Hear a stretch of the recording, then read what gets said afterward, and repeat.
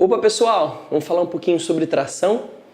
Meu nome é Guilherme Negri e o intuito desse vídeo, o propósito desse vídeo é que vocês consigam ter uma ideia do que é tração, tá? uma visão mais conceitual do que é tração e enxergar um caminho, de fato, um processo para vocês conseguirem entender como desbloquear o crescimento da startup de vocês, tá? Bom, antes de a gente entrar no conteúdo, vou dar uma leve contextualizada, tá? Então, eu sou fundador da Tração Online, que é uma consultoria em tração. Basicamente, a gente ajuda startups a fazerem esse desbloqueio do crescimento, né? Nós entramos ali, basicamente, quando as startups estão no pré-product market fit, ou seja, aquele momento onde as startups estão se conectando com o mercado, mas ainda não conseguindo fazer aquela conexão fina, né? Então entendendo como eles vão se conectar, como eles vão vender, quem é o cliente-chave, né? Então, a gente ajuda dando essa consultoria, rodando experimentos para a gente conseguir entender essa realidade e também startups que já passaram dessa fase, ou seja, já existe uma conexão, já existe Product Market Fit, a gente entra para ajudar nessa parte de estruturação, né, na parte de aquisição, retenção de usuários, mensuração, enfim, né? O que mais dói na gente é ver um bom founder que investiu tempo, gastou energia, dinheiro, né? E não conseguir viabilizar a solução de um problema, que no final disso, cara, nossa humanidade está cheia de problema, está cheio de oportunidades para a gente realmente melhorar a vida, a nossa vida e a vida das pessoas. E muitas vezes isso não acontece porque não existe uma fina conexão. Naquele momento de você conseguir entender a dor, faltou alguma coisa, aí o empreendedor desiste, a startup não consegue ficar em pé. Né? Para a gente isso é a maior dor que existe. Basicamente vamos começar com uma conceituação, tá? Então, como eu disse, a ideia é que a gente trabalha aí a atração 01 e a gente está vendo um momento muito interessante que o marketing digital, growth, use os termos que são milhares de termos para definir praticamente a mesma coisa, né? Tá muito em voga, assim. Se vocês pegarem agora o celular, entrarem no Facebook, certeza absoluta que vai ter lá um ad do tipo: como eu consegui 1 milhão de usuários através de content marketing, ou fórmula infalível para você usar no SEO do seu site, ou como o Facebook Ads traz 1 milhão de clientes, tudo é aquela maravilha, aquela mágica. É legal que exista um volume interessante de informações, isso está em voga, mas ao mesmo tempo tem muito ruído. Infelizmente a grande massa, o grande volume dessas informações é ruído, né? Então vamos começar a desenhar algumas premissas para a gente conseguir separar sinal de ruído, tá? Então vamos lá. Quando a gente está falando de startup e qualquer negócio, tá? Quando a gente está falando de um modelo de negócio, a gente sempre vai ter, de um lado, um mercado, tá? Que é representado aí pelo nosso amigo o triângulo amarelo. Nós temos um mercado que basicamente a gente gosta de chamar de uma dor de mercado. Existe uma demanda, existe uma ânsia, existe uma necessidade de resolver um problema. E do outro lado nós temos uma solução, não sei como a gente pode chamar esse, o bolotinho azul, que é o produto que é a solução, é o jeito que a gente usa para resolver essa dor de mercado, tá? A gente tem uma dor de cabeça latente, nós temos um analgésico, tá? Então sempre vamos partir dessa premissa, quando a gente está falando de startup, nós estamos falando de negócio, a gente parte dessas duas macro premissas, tá? Como a gente está falando de startup, a gente embala, tá, essas duas, o mercado e o produto, em algumas 3 características principais, tá? A primeira é a escala. Eu tenho um mercado grande o suficiente para eu existir.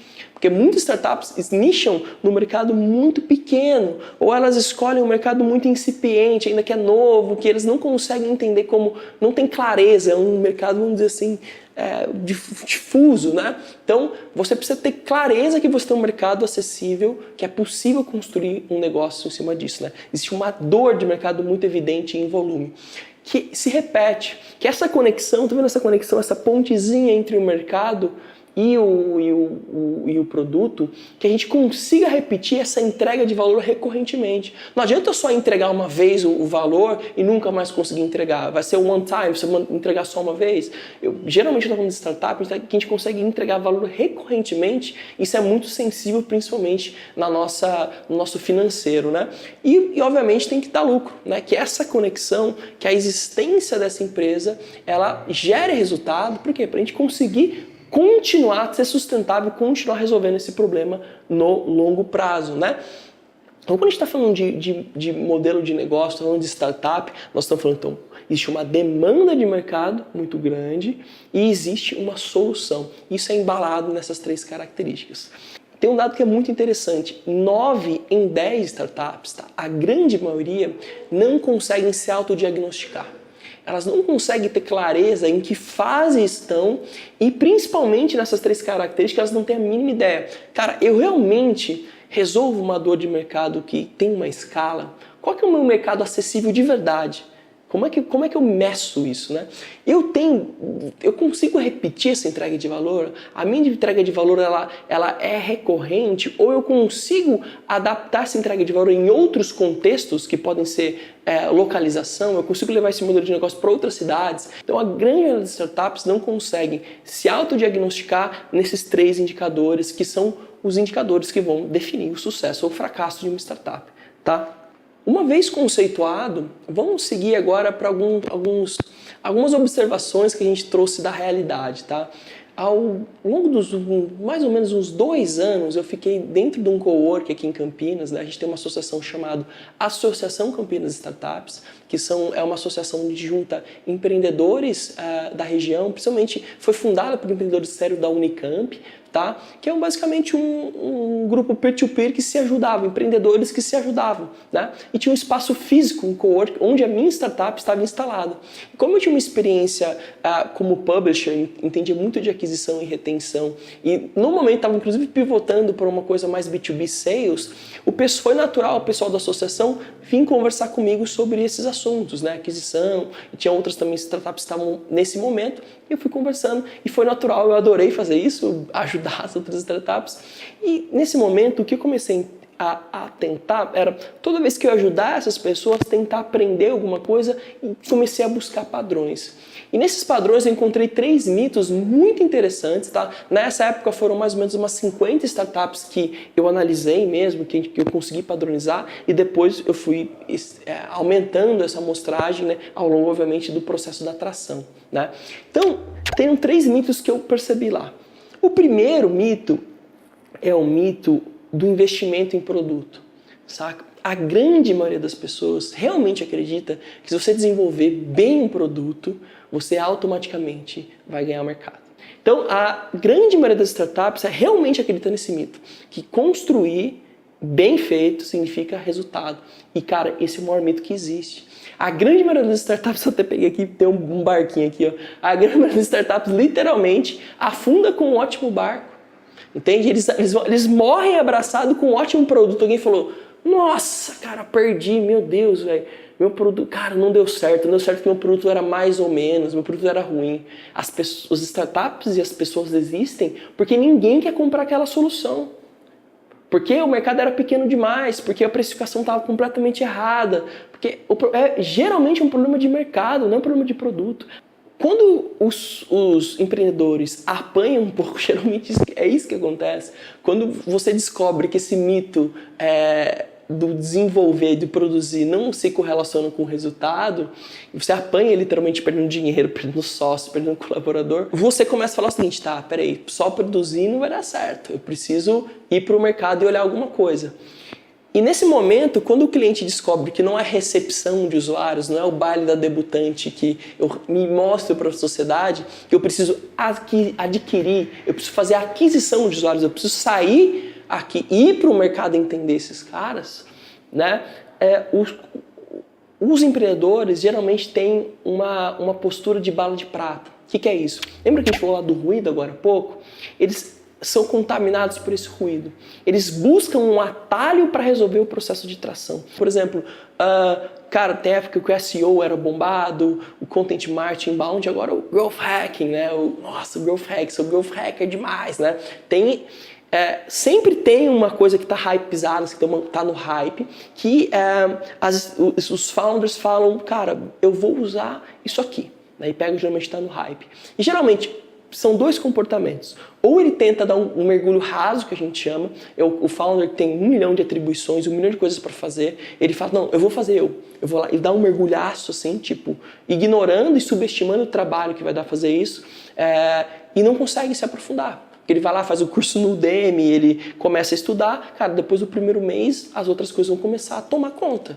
Ele não estimou o tempo ou a necessidade que era de fazer esse processo. E aí as coisas param e geralmente o segundo comportamento que pode vir depois desse, ou geralmente pode vir também antes, que é vamos barrigar isso para alguém. Então hoje a gente tem muitas, por exemplo, o canal de tração que é o Content Marketing. Existe um processo para criar conteúdo e pessoas desenvolveram ferramentas. Então, por exemplo, sei lá, a Rock Content é uma ótima fornecedora de conteúdo, mas tem um momento certo e o jeito certo de fazer isso. A Heyday Station é aquela plataforma de marketing que as pessoas esperam que, uma vez que eu assine, eu vou ter tração. E se você assinar o Heyday Station, Rock Content, esperando que você vai ter tração, tem uma notícia ruim, amigão. Você só não percebeu que você está perdendo dinheiro. Elas são ótimas ferramentas e funcionam, desde que você sabe como usar a ferramenta. Ela é um martelo, entende? Você tem que saber pregar. Imaginar que o processo de tração é uma bala de prata, geralmente é uma das causas também de grande frustração e consequente morte de startups, tá? E nós temos as startups zumbis, que são startups que pessoalmente isso me incomoda bastante, assim, é bem duro quando você percebe isso, tá? São startups que conseguiram faturar alguma coisa. Então, por exemplo, o cara tá faturando R$200 mil por ano, que é um pequeno, conseguiu 1, 2 clientes. Ou startup B2B que tá ali faturando de 1 a 3 milhões, sabe? Ele encontrou algum nicho que ele consegue entregar valor. E isso é legal, porra, muito massa ter resultado. Só que tem que tomar muito cuidado, porque muitas vezes, o que as startups fazem? Elas estão se enganando. Então, imagina aí nosso amigo Triângulo, tá? Imagina que o meu mercado acessível, sei lá, eu imagino que eu tenho um software para montadoras, tá? Estou dando um exemplo hipotético aqui. Eu tenho um software que ajuda montadoras, tá, de carros a serem mais eficientes no processo X. Beleza. Aí eu saio para o mercado e olho, nossa, montadoras do Brasil tem X, sei lá, 20, e essas 20 eu vou ter um mercado potencial de tantos milhões, legal. Aí eu saio para vender, tenho um contato ali, vendo para a primeira, e é uma montadora diferente, é uma montadora indiana. Vendi o primeiro contrato, porra, 200k por ano. Vendi a segunda, 400k por ano. Legal, cara, porra, você tem aquela sensação de crescimento muito interessante.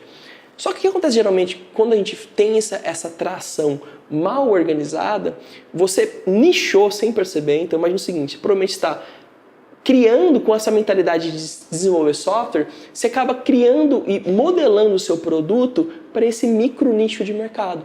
Então você literalmente vira uma software house, nesse caso, para as montadoras indianas, né? Então não tem problema nichar. Nichar, ok, desde que você tenha clareza do tamanho do seu mercado, potencial e o acessível. Então imagina lá, quando a gente voltou lá no triângulo, né? Então, cara, eu tenho convicção que eu tô indo para cá, eu vou construir um produto para essa galera e vou entender o padrão de toda essa galera. Geralmente nessas startups zumbis, elas ultrafocam num nicho e não percebem isso. Elas ficam com a mentalidade do tipo, cara, eu tô tendo esses caras aqui, né? E eu tenho 500 mil reais de MRR. Eu vou crescer para 5 milhões de anuais. Eu vou crescer para 5 milhões anuais, basta o quê? Basta eu abrir mais um novo canal de aquisição, porque meu produto tá bom, já estou vendendo, e basta eu também, desenvolver uma melhoria de feature. Só que o problema não tem nada a ver com o produto, não tem nada, tem a ver com o fato de o cara não ter clareza do tamanho de mercado dele e quem é o cliente dele. Ele pegou os primeiros, deu certo, foi legal, ele conseguiu, mas ele ignorou. Então isso é uma consequência de você entender que tração não é um processo. E tração é um processo. Ele sempre vai acompanhar o entendimento do seu cliente, entendimento de dor do seu cliente, entendimento de como é que você traz ele para dentro da sua casa, como é que você lida com ele, entende? Então, as startups zumbis, que é muito claro, assim, startups estão de 2 a 3 anos, pergunta para os caras, assim, vocês que têm amigos empreendedores, e pega uma startup que tem há 2 a 5 anos. Esse é o discurso. Cara, a gente conseguiu aqui, nós vamos escalar, estamos abrindo um processo aqui de tração, não sei o que lá, e depois a gente vai fazer uma feature muito louca. Mas não, velho. Seu problema é outro. Seu problema é entender com mais clareza o mercado que você está atuando, né? Então, ele nunca vai escalar. É impossível ele escalar, né? Então, esses são os motivos que geralmente matam uma startup, tá? Esses 3 mitos de acreditar muito que o produto vai resolver, ou de subestimar e tratar tração como um atalho, como uma bala de prata, ou se enganar com o Vanity Metrics, tá? É muito comum. E faturamento pode ser uma Vanity Metric. Polêmica, aí depois a gente discute isso em outro vídeo, tá? Tirando os fatores humanos, né, que representam uma grande porcentagem que as startups morrem, a outra grande maioria, todo o resto, geralmente, acontece porque as startups não conseguem ter clientes, ou elas não conseguem manter clientes, entende? É um problema de entendimento de mercado. Por que isso acontece? Cara, o primeiro passo é lembrar que a gente já é maluco. Nós estamos empreendendo em tecnologia, em inovação, num país hostil a qualquer empreendedorismo. Então, assuma, nós somos loucos, velho. Entendeu? Você está gastando o seu tempo, está investindo, aliás, que é um bom investimento, está investindo o seu tempo aqui comigo, cara. E por que você não está prestando um concurso público, entende? Que tem muito menos hostilidade e talvez até, entre aspas, o menor risco, né? Tipo, por quê? Porque a gente ama se chocar com a realidade, porque a gente quer mudar alguma coisa. A gente tem uma missão, a gente tem uma visão em que é possível fazer as coisas diferentes, fazer as coisas melhores. E essa característica tem um pouco de revolução, tem uma pegada de contracultura, de mostrar que existe alguma coisa errada. E isso nos faz ser um pouco loucos, cara. Nós somos malucos. Como já existe essa hostilidade muito forte, a gente conta uma história pra gente, olha no espelho, que tudo vai ficar perfeito, o nosso produto é perfeito, né? Então, esse lado, que é o lado legal do empreendedorismo, que a gente conseguir mudar as coisas, ele também cria uma fábula, né? Uma história que a gente conta pra gente, que pode ser danosa. Então, a gente precisa sim sonhar, a gente precisa sim acreditar que é possível mudar, mas a gente precisa também ter os pés no chão e entender o que dá pra fazer, o que não dá pra fazer. Então, é difícil lidar com a realidade. O jeito que a gente acredita que dá pra gente entender melhor a realidade é se chocar contra ela. A gente precisa trazer a realidade proposta pra gente. Se a gente tá muito sentado, get off the building, vamos sair fora, vamos entender o cliente, vamos tentar vender primeiro, depois a gente pensa em desenvolver, vamos entender se existe alguma loucura no que a gente está fazendo. Aqui na atração a gente parte do seguinte princípio: eu estou louco em dizer que todo experimento nosso começa desse sentido. E se chocar com a realidade, o jeito mais eficiente que a gente encontrou foi criar pequenos experimentos. Porque não adianta, eu não preciso, por exemplo, criar uma puta numa plataforma para provar que uma premissa mais básica funciona. Isola, pega essa equação gigantesca de um monte de if, né, que a gente cria. E, cara, qual que é a premissa básica que a gente prova que a gente não está louco?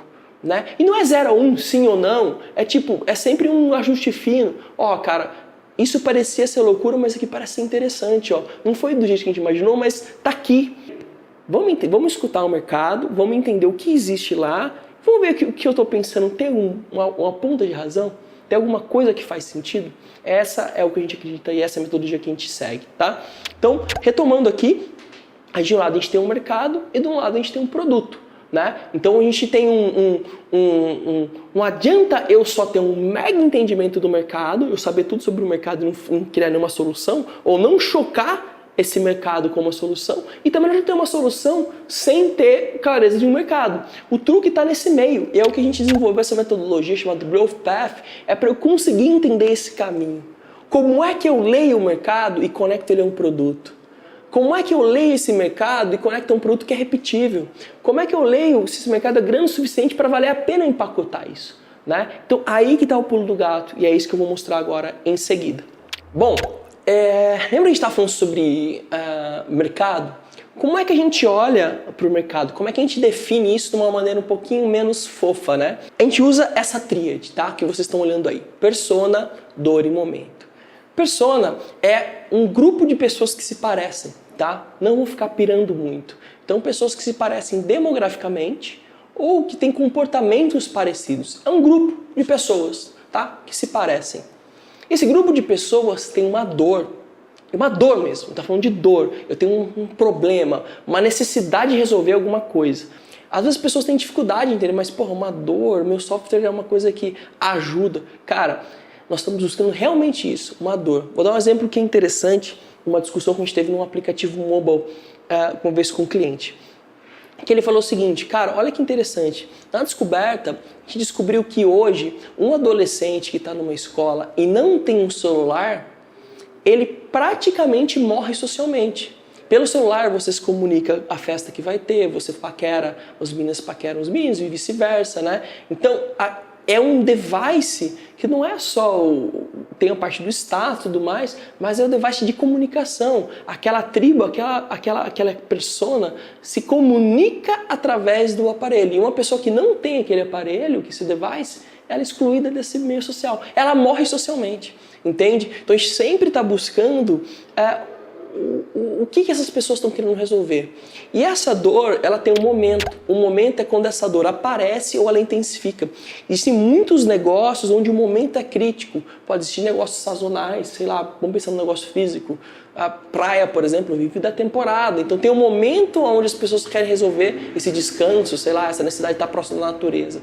Ou tem dores que não existem em algum momento específico, né? Então o momento, é muito interessante entender que a dor, ela tem um momento, ela tem um fluxo, né? Então nós temos um grupo de pessoas que tem uma dor e a gente entende o momento quando essa dor aparece. Isso é um mercado. Quais são as pessoas, que dores elas têm e qual é o momento delas? Isso é um mercado acessível, tá? Então a gente sempre parte, todo o nosso processo de experimentação, a primeira coisa é isso. Aí nós temos os canais de tração. Os canais de tração, eles são os locais onde as pessoas estão reunidas.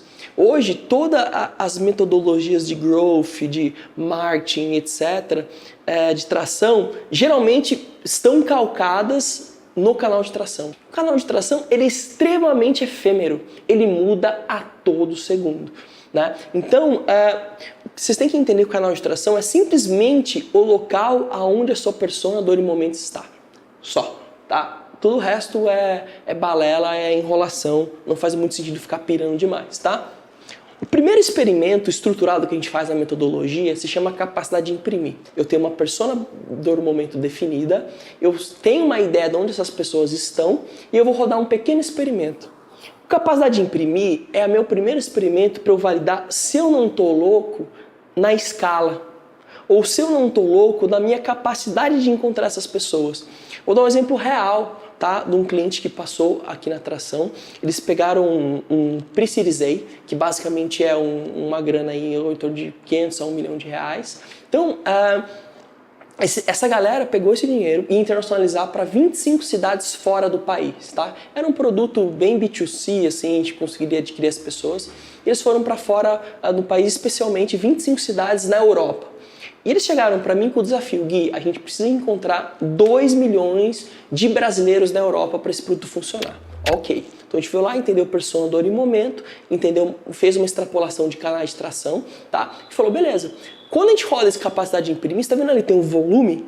Quando a gente rodou alguns experimentos e teve uma confiabilidade interessante, a gente descobriu que acessíveis, se a gente conseguisse conversar e achar, eram 200 mil brasileiros.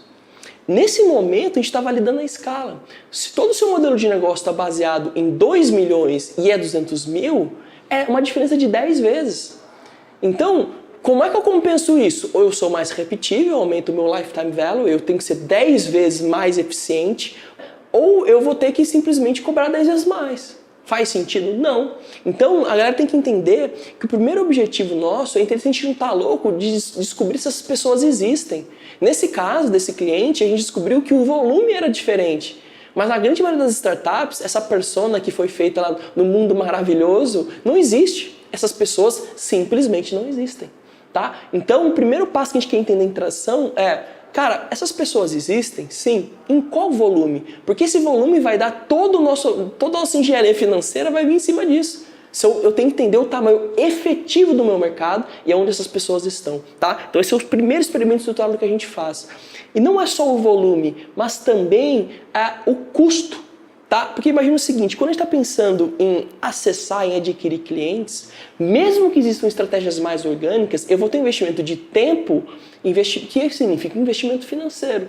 Então, quanto custa eu acessar essa pessoa? Vocês concordam comigo que se eu for vender, por exemplo, um prédio de altíssimo luxo lá, esse público, eu vou ter um custo de acesso, talvez eu tenha que até que jogar golfe para vender pro cara, sabe? Tipo, é diferente de eu vender, por exemplo, um apartamento mais popular, né? Então, o custo para eu acessar essas pessoas é maior. Um outro exemplo real, tá? A gente foi uma companhia de São Paulo que vende plano de saúde e seguros, né? Uma corretora basicamente de seguros e plano de saúde, contratou a gente para a gente checar se era viável abrir uma área digital ou não. Nesse primeiro experimento, a gente descobriu que existia um volume muito alto, nesse caso eram empreendedores, tá? Não sei se vocês lembram aquela época que o governo flexibilizou, ele lançou a MEI, né? E aí a MEI começou a se popularizar, que é o microempreendedor individual. E aí eles queriam explorar esse filão. Só que eles nunca tinham trabalhado desse jeito digitalmente, contrataram a gente para a gente tirar essas informações do mercado. E quando a gente foi, descobriu que tinha um volume bom, mas o custo de acesso era muito, muito alto. Pra vocês terem uma ideia, o CPM era alto. A gente chegou a ter CPCs numa faixa de 15 a 30 reais o clique. Então aqui a gente começa a entender um pouco sobre o CAC. Lembra que eu falei da rentabilidade lá atrás, a galera não consegue estimar? Aqui a gente começa a brincar com isso. Tá, se o meu CPC é 15 reais, ok, 15 reais o CPC, né? Se eu tenho 10% de conversão na etapa seguinte de pessoas que clicaram e se interessaram, vai me custar 150 reais.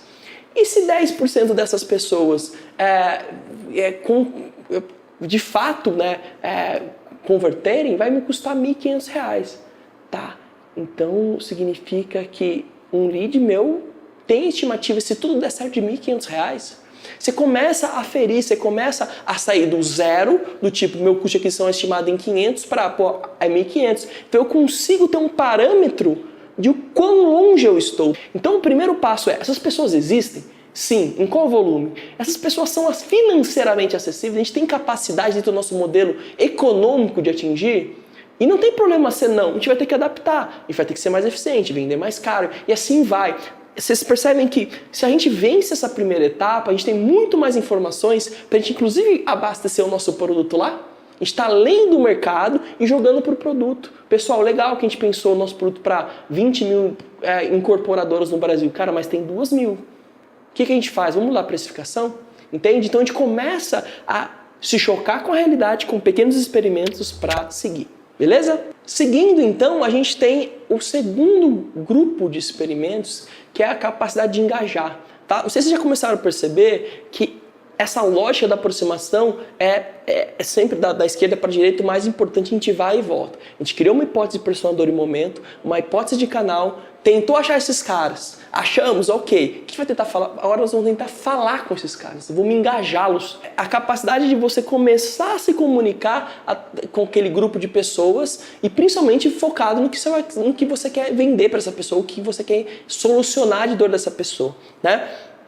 É muito interessante que nesse momento a gente começa a comparar as propostas de valores e as dores que a gente está trabalhando. Nesse mesmo caso dessa seguradora, depois que a gente começou a entender, a gente achou um dos canais, a gente encontrou um jeito em volume e eficiência, a gente foi e começou a explorar a capacidade de engajar. Nesse momento, eles nunca tinham explorado digitalmente como em vender para empreendedores. A gente rodou 100 propostas de valores diferentes. 100 dores diferentes que a gente poderia explorar com esses caras. Ó, a gente sentou com o cliente, tem todo um processinho para isso, não foi cuspir os 100, né? A gente sentou com o cliente, analisou baseline, desenhou. A gente saiu com 100 propostas de valores diferentes, ou seja, 100 dores diferentes e testou isso. Dessas 100, duas a gente acertou na mosca.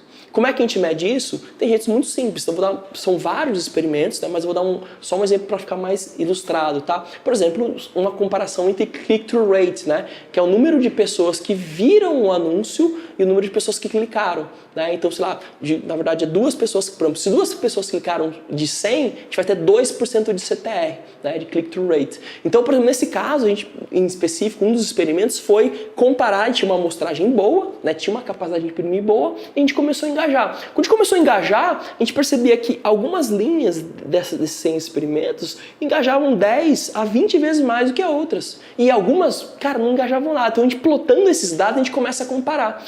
Dessas duas, olha que interessante, o que a gente descobriu? Que hoje o empreendedor brasileiro, pelo menos hoje não, né? Mas na época que a gente rodou o experimento, os empreendedores de Campinas e São Paulo, eles não contratavam plano de saúde pela racionalidade, por absenteísmo, que era uma das hipóteses. Cara, sabe aquela cena que você assiste no jornal, que é uma cena deplorável, que tem um hospital público do SUS e tem alguém gritando numa maca, olha, não temos vaga, não sei o quê? O empreendedor brasileiro, principalmente o pequeno, tem medo de ser esse cara. Ele tem medo de um dia ele ou a família dele depender de um hospital, do SUS, principalmente numa emergência. Então, quando a gente rodou esse experimento, a gente não só aprendeu a se comunicar melhor, como a gente conseguiu validar qual que era a dor real. Então o cara, ele contrata um plano de saúde, ele considera contratar um plano de saúde porque ele tem medo de depender de um hospital. E quando a gente solta um anúncio, por exemplo, tem acesso a um bom hospital como o Albert Einstein em São Paulo ou o Vera Cruz aqui em Campinas, o nosso CTR e o interesse é muito alto. contra, tipo, compara o melhor custo-benefício entre plano de saúde, que o CTR era 0,3. Entende? Enquanto esse chegou a ser 5, 6% de CTR de link, quem entende de Facebook Ads, que é muito alto, 3 vezes uma média boa já. Então, cara, a gente está buscando isso, tá? 100, 2. Qual que era a chance de eu ter acertado isso no chute? Ou o meu produto ter acertado? Cara, nenhuma. Era muito baixa, eu teria que melhor jogar na lota, entendeu? A gente teve que experimentar muito. Beleza? Então, mais uma vez, aqui também a gente tem um custo, né? Pode ser muito custoso eu engajar, tem que falar muito com a pessoa, dar muito push e pode ser inviável, né? O terceiro é a capacidade de converter. O que é essa capacidade de converter? É o momento que a pessoa fala assim, cara, gostei do seu pitch, quero saber mais. É algumas pessoas usam um termo de levantada de mão, né? É quando a pessoa, ela realmente se transforma numa pessoa. Porque a grande maioria dos canais, a gente tem uma superficialidade de contato, né? Nesse momento, quando a pessoa converte, vou dar um exemplo, são vários cenários, vou dar um exemplo mais simples, que a pessoa, por exemplo, entrou numa landing page, nesse caso da seguradora, e deixou as características principais que a gente precisava. Nesse momento, eu vou ter essa primeira qualificação, né? Que é uma qualificação ainda rasa, e geralmente, quando a gente está nesse processo inicial, a gente liga para a pessoa e entrevista ela. Para quê? Para validar se aquela nossa estratégia até aquele momento tem a persona, dor e o momento certo. Então, se sim, olha que interessante, a gente achou uma capacidade de imprimir em um grupo de canais de tração, essas pessoas estão interagindo com a nossa proposta de valor e levantaram a mão para conversar com a gente. E qual é o custo? E qual é o fluxo até esse momento? Quanto tempo demorou? Então a gente começa a ter muito mais clareza. A gente está pensando, cara, tem um grupo de pessoas que se interessam por isso e levantaram a mão, né? E nesse momento, no que eu falei lá atrás, por exemplo, da qualificação, aqui é muito importante você ter clareza, não é tipo numa pergunta rasa, cara, essa é a persona, a minha ideia de persona ou não, você tem que voltar lá para trás e talvez mudar a sua persona. Assim como a gente testou 100 dores diferentes, a gente começa, olha, cara, a gente tinha criado uma demografia que era assim, mas olha, essa demografia, olha que interessante, ela mudou isso aqui. Então a gente muda e começa, porque a gente está tentando buscar um padrão. Nós queremos achar um grupo muito grande de personas do em momento estável para a gente explorar e caminhar o cara durante o funil. E esse é o momento da qualificação. Não adianta eu trazer uma persona que não tem nada a ver com o que eu quero, só vou ter uma base poluída. Nesse momento, principalmente no Discovery, no pré-product market fit, eu preciso entender essa pessoa. Eu não preciso ter uma base veementemente cheia de gente. Eu descubro nesse momento, eu fecho um primeiro ciclo de persona do momento e consigo, cara, essa estratégia está funcionando. E o próximo passo é eu conseguir vender. Eu consegui, de fato, chegar e vender esse produto para a pessoa. Tá? Então, porque assim, tem muitas pessoas, inclusive essa caixinha foi uma das minhas experiências pessoais, tá? Eu tive um dos maiores portais de sustentabilidade do Brasil, a gente lançou uma linha de roupa ecológica, cara, e todo mundo amou. Dentro desse processo, eu co-criei essa marca de roupa com 2.000 pessoas. 2.000 pessoas me ajudaram a construir esse produto, foi bem legal, depois se vocês quiserem Coletivo Verde, depois dá uma pesquisada aí. Cara, só que ninguém comprou. Porque o que eu não tinha percebido na época era que a galera estava resolvendo a dor do pertencimento, a dor de fazer alguma coisa contra a sustentabilidade, mas não era uma dor de consumo sustentável. Entende? Eu não tinha interpretado isso muito bem. Na hora que eu lancei a linha de roupas, velho, eu até brinco assim, que eu ainda entro em casa chutando um monte de produto que eu desenvolvi. O truque, volto a dizer, está em você entender esse fluxo. Porque se você não é um experimento 0-1, quando eu brinco assim na aceleração, quem roda o experimento? Todo mundo roda o experimento. E eu pergunto, vou pegando algumas pessoas e falo assim, o que você rodou? Eu rodei um anúncio no LinkedIn e ficou muito caro, não fiz mais. E não funcionou, desisti. É sempre uma coisa 0-1. Não, o experimento nunca é 0-1. É sempre na entrelinha. Então, por que não funcionou? Não funcionou porque a nossa capacidade de imprimir era baixa. Então, essa pessoa não está lá. Mesmo que a gente gaste energia tecnicamente ali, só vão ter 100 pessoas, não faz sentido. Ou, cara, tem gente pra caramba, mas o CPC está muito alto. O que a gente está tentando fazer agora é usar isso que a gente aprendeu e diminuir o custo para ser viável. Entende? Então a gente começa a sair de um achismo total para um processo estruturado que vai e volta. Ele sempre vai abastecer. Cada vez que você roda um experimento, você aprende mais. Isso fica muito estruturadinho. Eu entendo persona, eu entendo o canal, eu descubro como chegar nas pessoas, como engajá-las, como convertê-las e como de fato vender essa pessoa. Né? Então esse é o ciclo. E a gente diz que a pessoa consegue o produto Smart Fit quando ela tem muita clareza. Ela encontrou um padrão de persona, dor e momento, e ela encontrou um flow de canais que ela consegue levar essas pessoas de um lado para o outro. Que ela consegue, entrou aqui, ó, achou a pessoa nesse canal e eu consigo vender para elas. Tem um flow. Inclusive no BX, por exemplo, um cliente que está com a gente mais tempo, a gente tem uma previsibilidade muito clara de cada uma dessas etapas. A gente consegue, inclusive, enxergar anomalias muito antes delas acontecerem. Teve um cliente nosso, por exemplo, que vendia uma área com um produto para a área de mães, né? Tipo, tinha uma demografia muito bem definida, que a gente conseguiu antecipar um aumento de custo de aquisição 2 semanas antes. Por quê? Porque, principalmente Facebook Ads, que é uma disputa muito forte de demografia, o CPM começou a subir. A gente percebeu que alguns concorrentes que estavam dando overlap na nossa audiência, estavam jogando o bidding para cima. A gente, cara, ó, com esse CPM, com esse CPC médio, a gente não consegue disputar. A gente vai tomar prejuízo. O que a gente fez? Diminuiu nossos investimentos, né? Esperou essa onda passar e voltou com tudo. Então, a gente consegue, inclusive, controlar essa aquisição. Esse é o nosso objetivo final. É que a gente consiga entender muito claramente o nosso mercado e começar a ter, inclusive, a gente tem um fluxo e, consequentemente, controle e previsibilidade, tá? Então, é basicamente isso. Tá? Assim, é uma introdução mesmo. O que eu quero que vocês saiam daqui desse vídeo é com, acho que, 2 principais lições. Tá? A primeira é que vocês precisam entender que tração é um processo. Escutar e entender o mercado e trazer isso para o seu time de desenvolvimento, trazer isso para o seu time de business, é a coisa mais importante que vocês devem fazer, principalmente early stage. Né? Então, tração é um processo. Precisa de um founder cuidando disso, full time. Se você não conhece, pegue ajuda aceleradora de consultoria como a gente ou de outras pessoas que já fizeram isso. Vai falar com um concorrente, almoça com um concorrente, entenda o mercado, sai do prédio, pelo amor de Deus. Toda vez que você colocar a porra da mão num código, desculpa a empolgação, é foda. Pensa se vale a pena gastar essa energia, se não converse com alguém. Teste, crie um protótipo primeiro, o protótipo mais barato e rápido possível. Vamos descobrir que a gente não está louco, para a gente ter uma chance de estar certo. Tá? E o segundo passo é que existe um processo, existe um jeito de fazer isso de forma eficiente. Tá? O da tração a gente vem testando há muito tempo, a gente gosta muito. Existem outras, mas aqui é um caminho. Isso é um jeito de fazer a tração que organiza esse caos. A gente é maluco e o mundo é um caos. Como é que a gente consegue organizar isso de um jeito mais tranquilo? Né? Com um processo, organizando isso, conseguindo ver progresso. O que mais dói é não ver progresso. Então aqui você tem um progresso de aprendizados e experimentação. Tá, pessoal? Então isso aqui, a ideia não era entrar no micro, tá? Então a gente tem, cada uma dessas etapas tem microprocessos, como desenhar persona, como desenhador, como explorar e extrapolar canais de tração. Não vem ao caso, eu acho que isso a gente geralmente faz no bootcamp, a gente passa por todas as etapas. A ideia era, mais uma vez, mostrar para vocês a importância da tração e dar uma leve passada para vocês entenderem o que é de fato um processo de tração. Beleza? Muito obrigado pelo seu tempo, estou à disposição. Não tem meu e-mail aqui na apresentação, vou ter que adicionar, mas basicamente é guilherme@tração.online, tá? Meu tempo é super limitado, mas eu farei o possível para responder todo mundo. Beleza, pessoal? Muito obrigado pelo tempo, ter vindo até aqui e abraço. Valeu!